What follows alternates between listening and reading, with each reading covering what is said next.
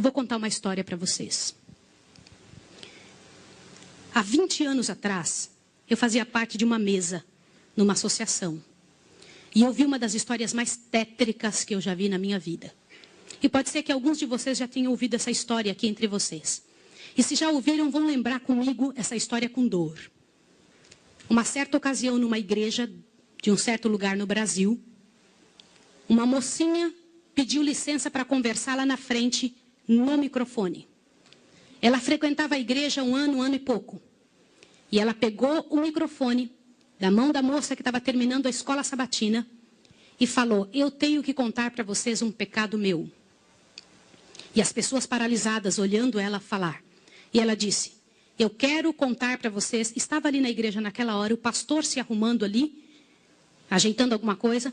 A esposa do pastor com os 2 filhos, mais ali no lado da esquerda, da minha esquerda. E a igreja toda ali junta. Vocês sabem que entre a escola sabatina e culto a igreja fica bem cheia? E ela disse: eu tenho que contar o meu pecado para vocês. E o pecado que eu tenho que contar é que eu sou amante do pastor. Na hora que ela disse isso, a esposa do pastor desmaiou ali na hora. E os filhos correram para acudir. E o pastor veio para ela e falou assim: o que você está falando? Você enlouqueceu? O que é isso, menina? Ela falou: eu tinha que contar, eu preciso resolver meu problema.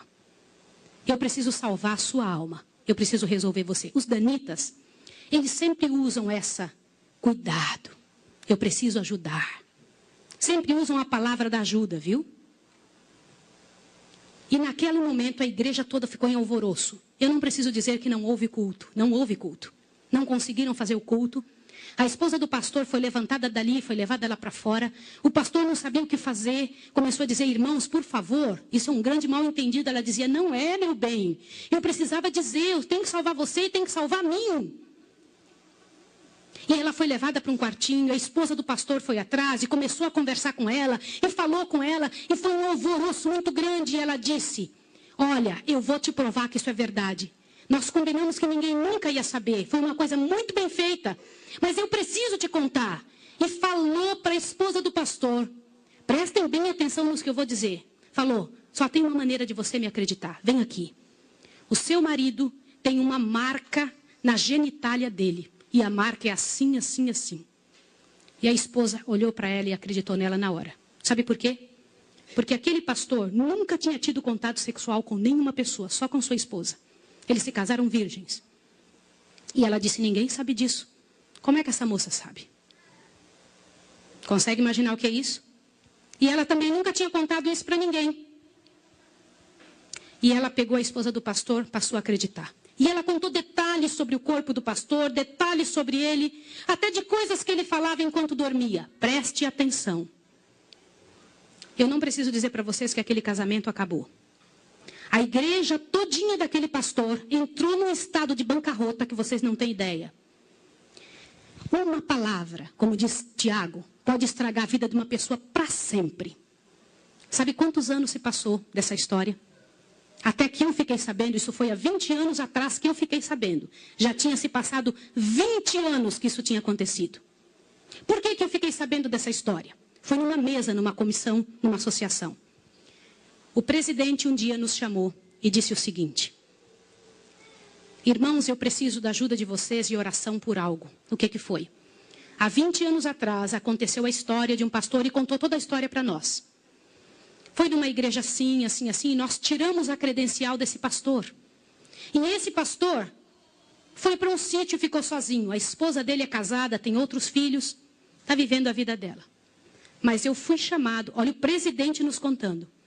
Eu fui chamado há alguns dias na casa de uma senhora com os cabelos todos brancos morrendo de câncer. E essa mulher morrendo de câncer pediu muito para falar com o pastor. Mas tinha que ser o presidente da igreja adventista. E eu fui até lá porque eu sou o presidente. Quando eu cheguei lá, a mulher me contou que ela tinha sido a moça que tinha falado aquilo do pastor. A amante, a suposta amante do pastor.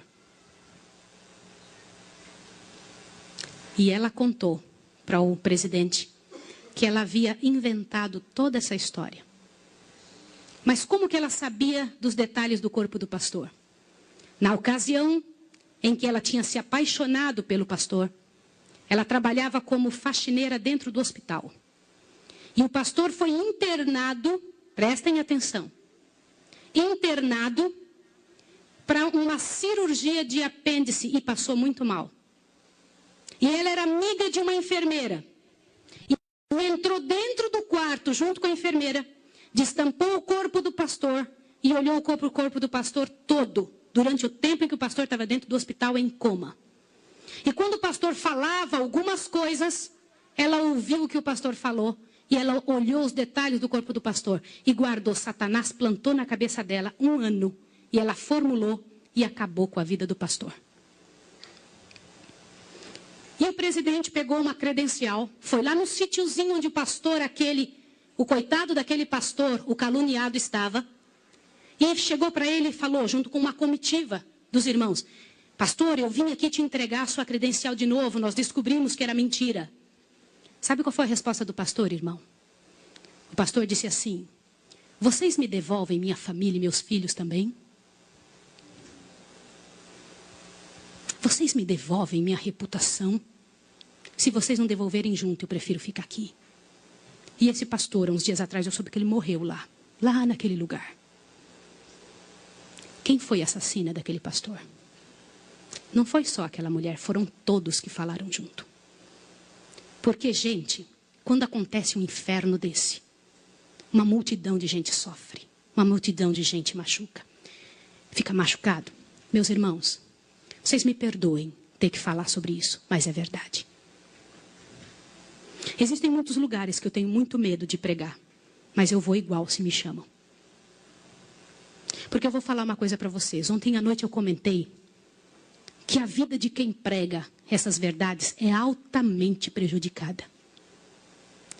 Uma coisa desse tamanho é passada de boca em boca, de forma que apareça o inferno no final. Será que existem danitas no nosso meio? O céu é um lugar tão fabuloso. Não vale a pena, meus irmãos. Não vale a pena. Deus tem mais para a nossa vida. Tem mais coisas para ocupar a nossa mente, para fazer parte do nosso vocabulário, para nós pensarmos a respeito das pessoas. Vamos fazer um exercício? Pense bem da pessoa que mais mal você sabe dela. Imagine isso agora. Sabe o que vai acontecer com você? Teu coração vai se encher de paz. Porque é isso que acontece, gente. Se você não for capaz de abrir a sua boca para trazer paz para a vida de alguém, não abra a sua boca para trazer o inferno para a vida de quem quer que seja. Jesus ama as pessoas pecadoras e miseráveis. Todas aquelas que pecaram horrivelmente, Jesus ama. E Ele tem mais para oferecer para nós. Eu vou pedir uma coisa em nome de Jesus essa manhã. Uma coisa que é muito difícil de fazer. Mas se há alguém em nome de Jesus que falou algo de outra pessoa, ainda que seja verdade, e que não pediu perdão, que peça perdão a Deus agora e corra e peça perdão para a pessoa. Sabe por quê? Abre seu ouvido, que agora a parte principal desse sermão está aqui. Em nome de Jesus, abre seu ouvido. Eu preciso que você ouça, não deixa nada te atrapalhar. Você sabe por que existem igrejas frias que não mudam? Você já viu aquelas pessoas falarem? Você é ancião, não é, irmão? As pessoas vêm para você e reclamam: que igreja fria! O que está acontecendo? O que não acontece? Nada muda. Vocês sabem por que isso? Alguém sabe? Gente, a principal razão, e eu vou ler para vocês agora ali. A principal razão porque a igreja fica fria é por causa da presença dos danitas. Eles são aptos a trazer veneno para a cabeça e o coração das pessoas. Abre a sua Bíblia em Tiago 3. Tiago 3. Tiago 3. Deus tem mais para a sua vida, meu irmão. Deus te fez para luzir nesses últimos dias da história da terra. Para crescer em nome de Jesus. Para fortalecer a sua história. Para se transformar numa bênção. Deus não fez a gente para sofrer, para se angustiar. Deus não fez você para ser um veículo do demônio, de Satanás. Deus fez você para viver, para ser abençoado, para ser feliz? Abre a sua Bíblia em Tiago. O que a Bíblia diz em Tiago 3? É um dos versos mais horrorosos da Bíblia, não é? Porque ele fala claramente de gente que poderia ter sido perfeita e não é, mas que pela graça de Deus pode ser. Com um pedido de perdão, com um pedido. Tiago 3. Vamos ler juntos bem quietinhos agora. Eu vou deixar minha amiga ali tocando. Tinha uns 10 anos, sei lá, 8 anos que eu não via essa minha amiga. Eliette, muito bom te ver, viu, Eliette? Uns 8 anos. Nós estudamos juntas, ela fazia enfermagem no IAE, eu fazia fisioterapia. Não é? Eu estou muito feliz de te ver, você e o seu esposo, o seu filhinho. Vocês não tinham filhinho nessa época.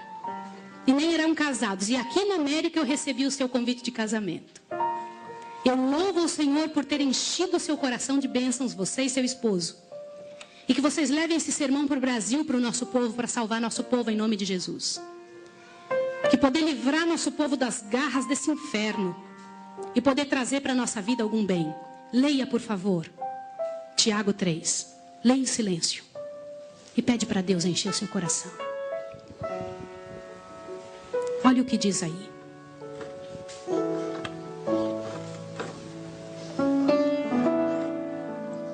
Meus irmãos, aqui na Bíblia diz que quem se acha juiz dos outros vai receber um juízo mais severo.